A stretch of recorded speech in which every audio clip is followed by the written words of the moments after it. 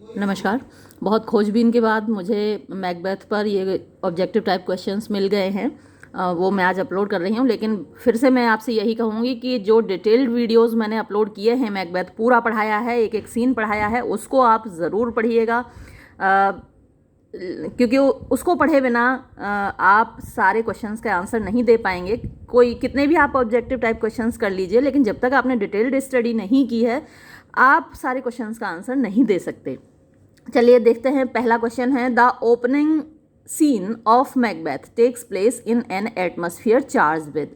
तो जो opening scene है यानी शुरुआत का दृश्य है मैकबेथ का, वो टेक्स प्लेस माने होता है, कहाँ दिखाई देता है, इन एन एटमॉस्फेयर मीन्स वातावरण होता है, चार्ज विद मीन्स भरा हुआ।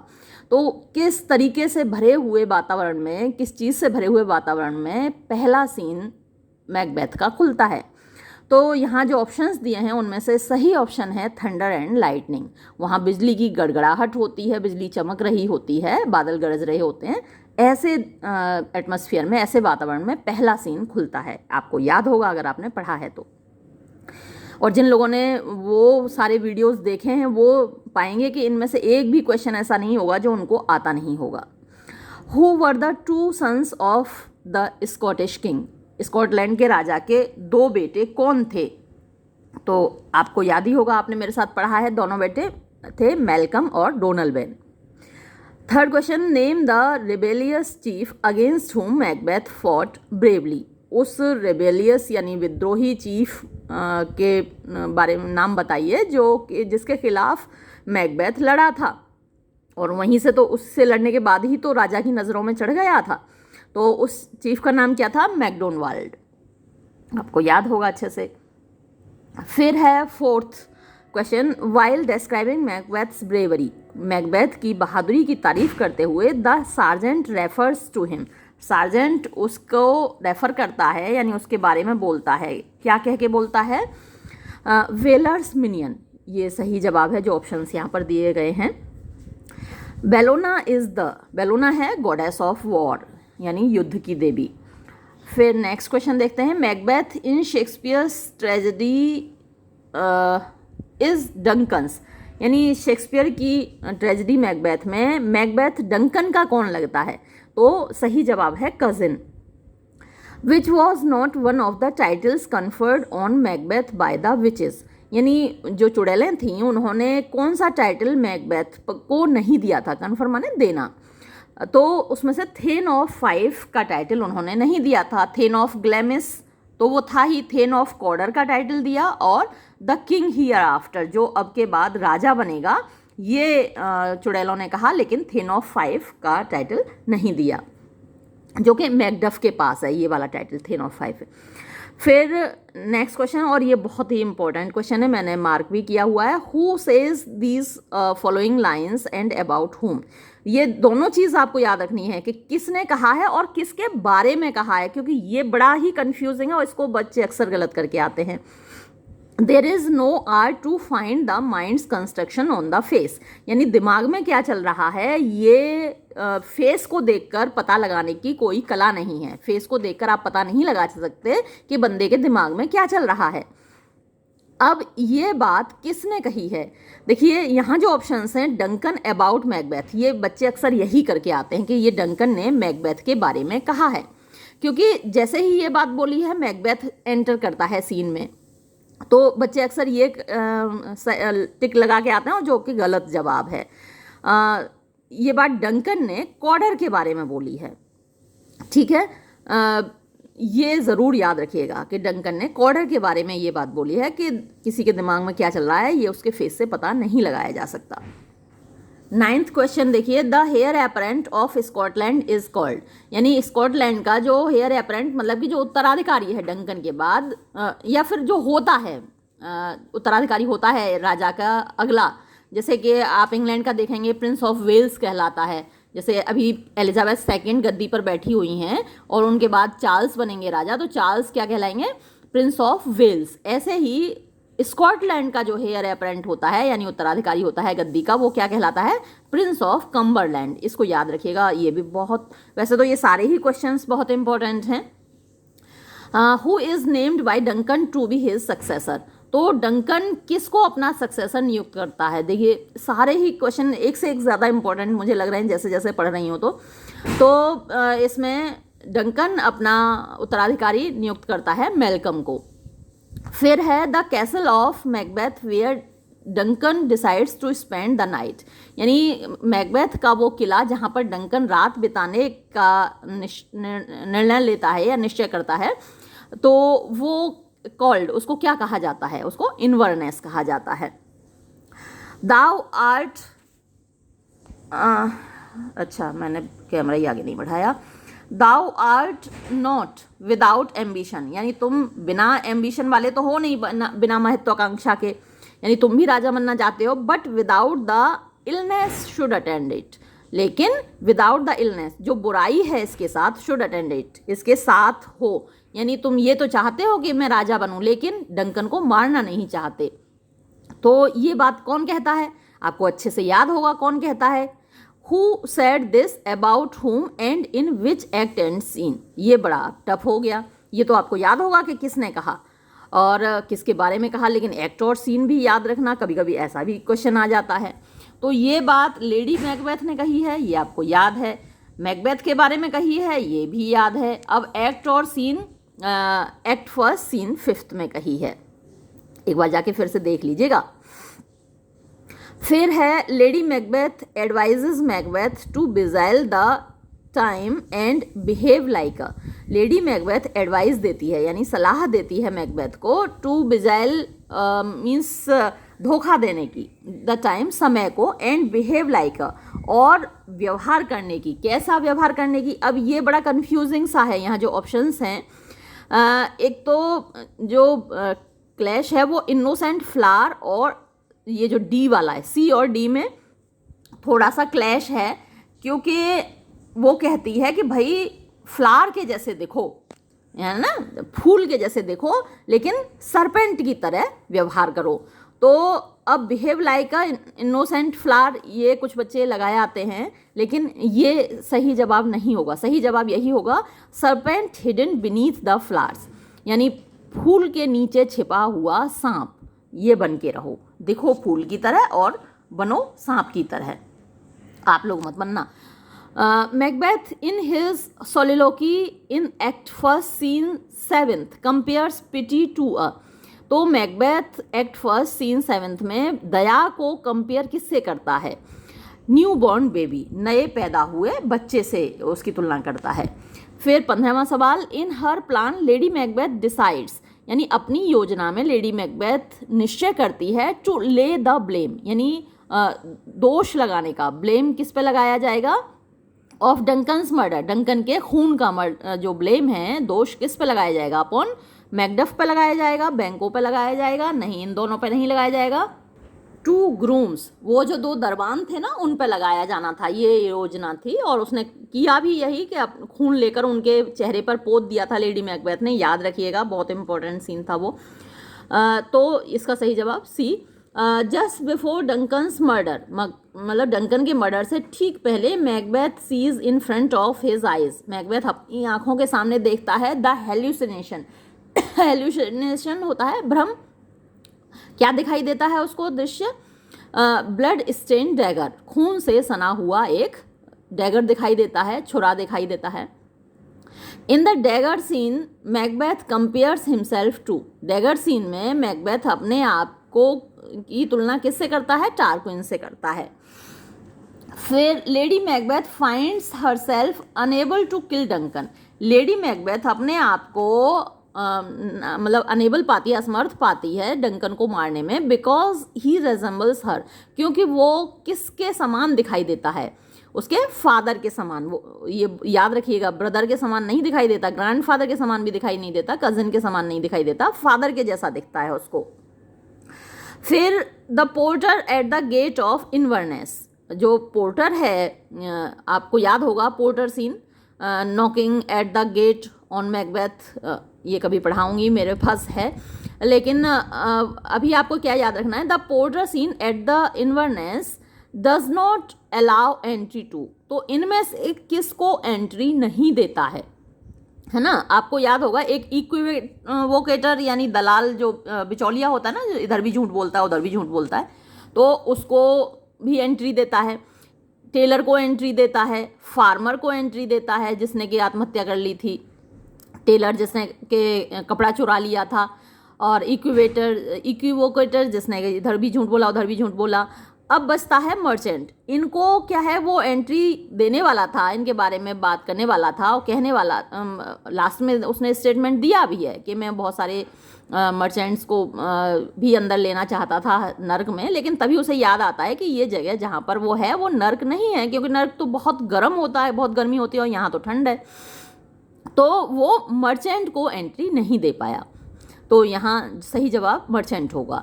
आप कंफ्यूज मत होइएगा।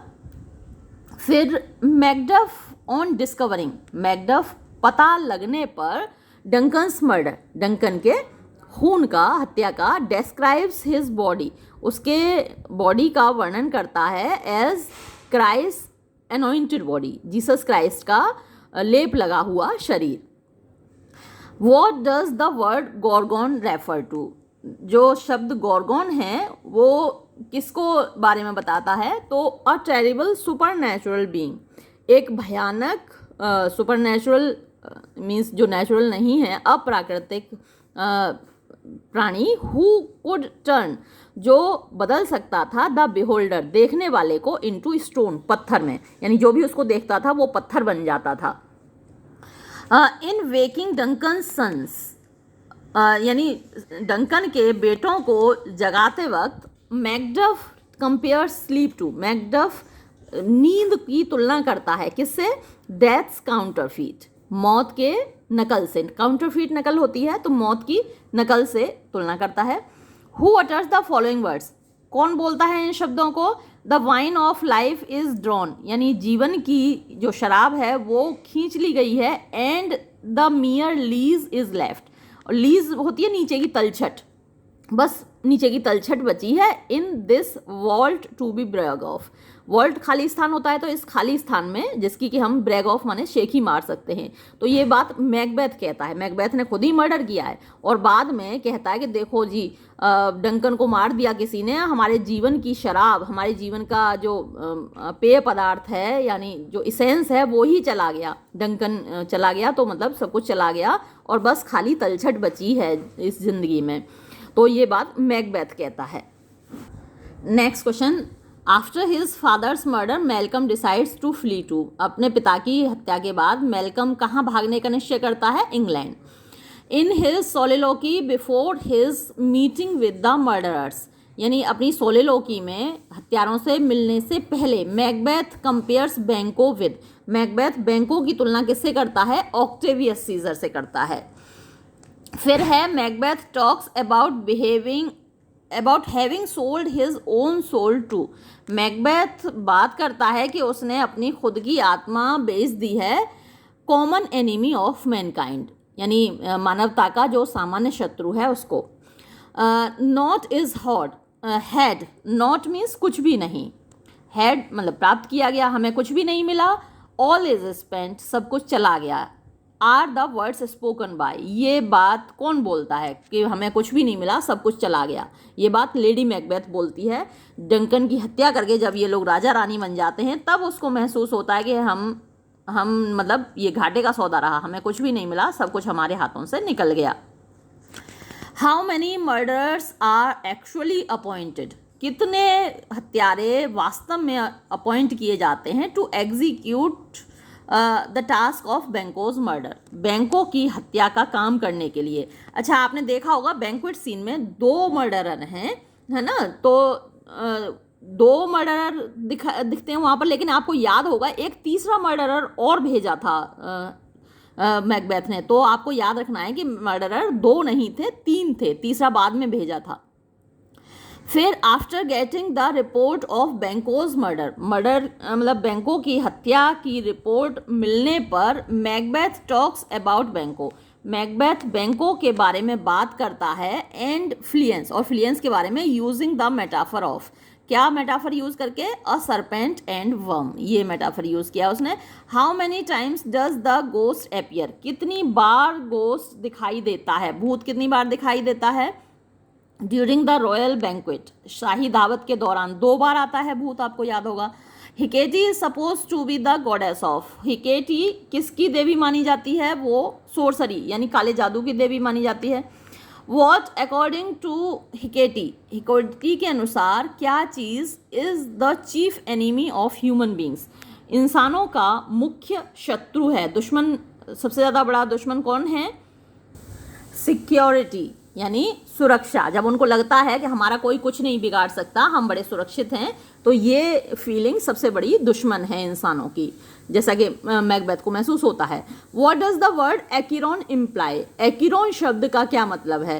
तो यहाँ पर जो ऑप्शंस दिए हैं उनमें some wild and gloomy spot, कोई जंगली और अंधेरे से भरा हुआ स्थान है। वैसे जो एकिरोन है एक रिवर है, ए रिवर इन हेल, नर्क में एक नदी है। तो अगर ये ऑप्शन आए ए रिवर इन हेल तो आप उसी को मार्क कीजिएगा, है ना। जैसे स्टाइक्स एक रिवर है वहाँ पर मरने के बाद जहाँ लोग जाते हैं, तो अगर ये ऑप्शन अवेलेबल हो आपके एग्जाम में तो आप इसी को मार्क कीजिएगा। अब क्योंकि यहाँ ये ऑप्शंस नहीं हैं, इसलिए जो बेस्ट ऑप्शन यहाँ पर है वो some wild and gloomy spot है। द फर्स्ट एपरिशन, जो पहला दृश्य होता है विच इज़ जो दिखाती हैं, that is the of N armed head symbolise, एक आर्म्ड हेड जो दृश्य है वो क्या किस चीज़ को सिंबलाइज करता है, किसका प्रतीक है? मैकडफ का प्रतीक है। द सेकेंड एपरिशन, जो दूसरा दृश्य चुड़ैलें दिखाती हैं, that of a bloody child, एक खून से सने बालक का, तो वो किसका प्रतीक है? वो मैकबेथ का प्रतीक है।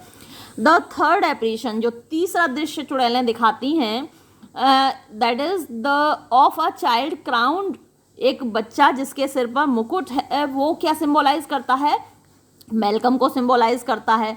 फिर ऑन मैकबेथ इंसिस्टेंस, मैकबेथ के जोर देने पर, the which is present before his eyes a प्रोसेसन of, जो चुड़ैलें हैं उसकी आंखों के सामने एक जुलूस उपस्थित करती हैं, किसका?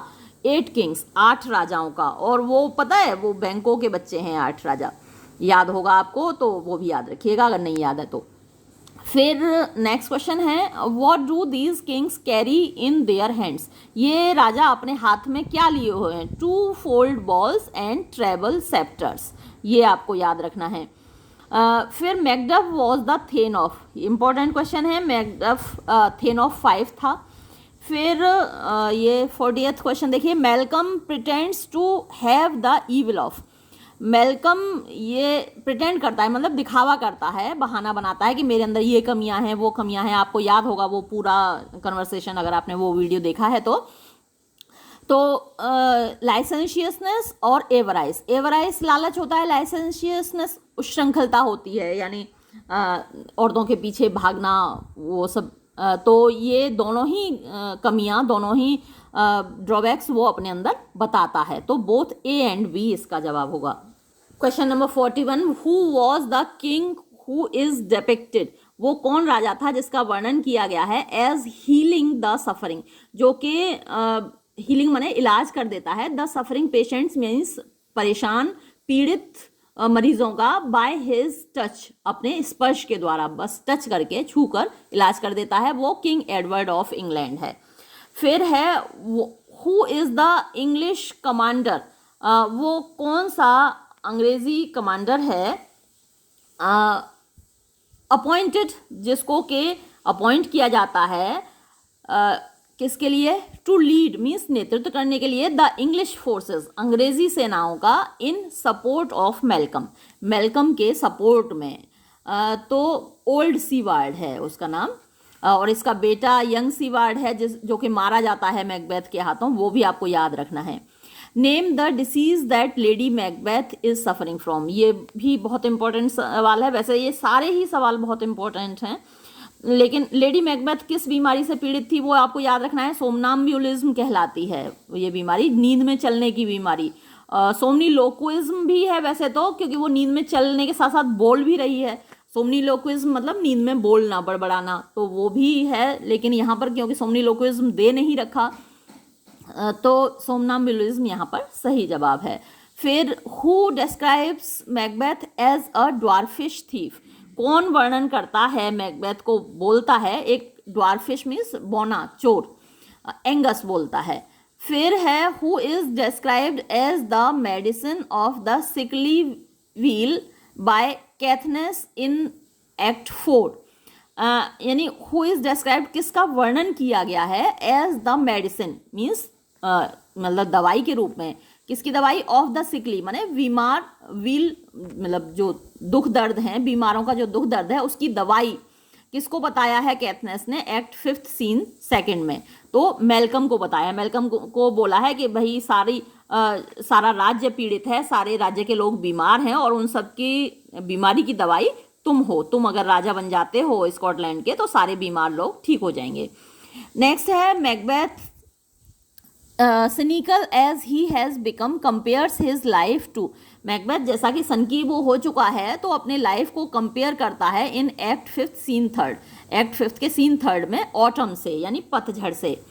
हु एडमोनिश मेलकम, यानी कौन डांटता है मेलकम को फॉर बीइंग टू ऑप्टिमिस्टिक, बहुत ज़्यादा ऑप्टिमिस्टिक, यानी जो पॉजिटिव थिंकिंग होती है, सकारात्मक सोचने के लिए कौन डांटता है मेलकम को, जस्ट बिफोर द वॉर, ठीक युद्ध के पहले, अगेंस्ट मैकबेथ, मैकबेथ के खिलाफ। मैकडफ एंड ओल्ड सीवार्ड ये लोग डांटते हैं। हु फॉल्स अ विक्टिम, कौन शिकार होता है to Macbeth sword in a single combat, Macbeth की तलवार का, ये मैंने अभी आपको बताया ही था कि ओल्ड सीवार्ड का बेटा यंग सीवार्ड मैकबेथ की तलवार का शिकार होता है, मारा जाता है। फिर next, who in the play is the divine instrument of punishment, इस नाटक में कौन है जो दैवीय तरीका है ऑफ पनिशमेंट माने दंड का, the man not born of woman, एक ऐसा आदमी जो कि महिला के पेट से पैदा नहीं हुआ, औरत के पेट से पैदा नहीं हुआ, तो वो मैकडफ है, ये आपको याद रखना है।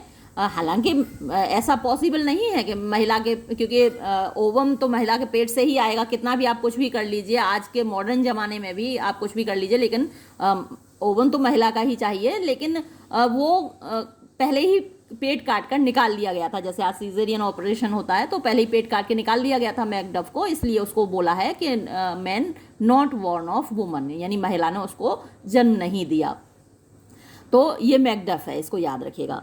फिर नेक्स्ट क्वेश्चन है, after all his illusions get shattered, जब उसके सारे भ्रम छितर वितर हो जाते हैं, मैकबेथ डिस्क्राइब्स द विचेस, तो मैकबेथ चुड़ैलों का वर्णन कैसे करता है, क्या कह के करता है, वो उनको द जगलिंग फिएंट्स कहता है, यानी बाजीगरी करने वाली, जगलिंग होता है बाजीगरी करने वाली, फिएंट्स माने भूत या प्रेत या पिशाच कह सकते हैं। Macbeth is a play that can be described as, यानी मैकबेथ एक ऐसा नाटक है जिसको हम क्या कह सकते हैं, अ शेक्सपियरियन ट्रेजेडी, उसको हम शेक्सपियरियन ट्रेजेडी कह सकते हैं। Shakespeare was a writer of, Shakespeare लेखक था, एलिजाबेथन एज का राइटर था, ये तो आपको अच्छे से याद है, रखना चाहिए, और मैं एलिजाबेथन ड्रामा पर और जैकोबियन ड्रामा इन सब पर भी वीडियो अपलोड कर चुकी हूँ, आप लोगों ने देख ही लिए होंगे। फिर Shakespeare was born in the, तो शेक्सपियर 16th सेंचुरी में पैदा हुआ था, उसकी date of birth, date of death आप अच्छे से याद रखिएगा, मैंने शेक्सपियर पर कई वीडियो अपलोड किए हैं, उसकी बायोग्राफी पर वीडियो अपलोडेड है, वो सब अच्छे से देख लीजिएगा। स्ट्रैटफोर्ड ऑन एवन, ये देखिए अगले क्वेश्चन में आ ही रहा है। Shakespeare is often referred to, Shakespeare को अक्सर क्या कहा जाता है, तो ये भी बहुत ज़्यादा इंपॉर्टेंट क्वेश्चन है। The bard of Stratford at Avon, bard means गायक होता है, कवि होता है, और स्ट्रैटफोर्ड उसके गांव का नाम है जहां वो पैदा हुआ था, और एवन उस नदी का नाम है जिस नदी के किनारे ये गांव बसा हुआ है। बहुत ज़्यादा इंपॉर्टेंट क्वेश्चन है, ज़रूर याद रखिएगा। फिर है the story of Macbeth was taken by Shakespeare, Shakespeare के द्वारा मैकबेथ की स्टोरी कहाँ से ली गई थी, ये भी बेहद इंपॉर्टेंट क्वेश्चन है। शेक्सपियर कभी भी अपनी स्टोरीज खुद लिखता नहीं था, बहुत बड़ा चोर था। खैर आप, मैं ऐसे नहीं मजाक में बोल रही हूँ, सीरियसली नहीं बोल रही हूँ, वो अपनी स्टोरीज लिखता नहीं था, दूसरों से उधार लेता था, तो चोर मत कहिए उसको, बोरोवर कह लीजिए।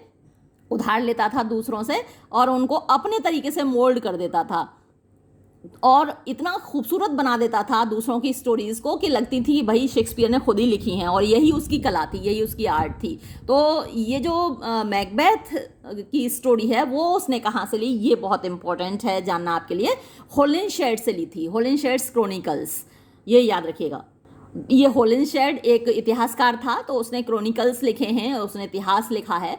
तो होलिनशेड्स क्रॉनिकल्स से उसने मैकबेथ का प्लॉट लिया है, कहानी ली है, ये आपको याद रखना है। तो ये थे 55 क्वेश्चंस, ये ही मुझे अभी इतने ही क्वेश्चंस मिले, ये मैंने आपके लिए अपलोड कर दिए। ये वीडियो यहीं समाप्त करती हूँ, और लेकिन बार बार मैं यही कहती हूँ कि आप वो डिटेल्ड वीडियोज़ ज़रूर देखिए, कई सारे वीडियोज़ हैं। ठीक है, धन्यवाद।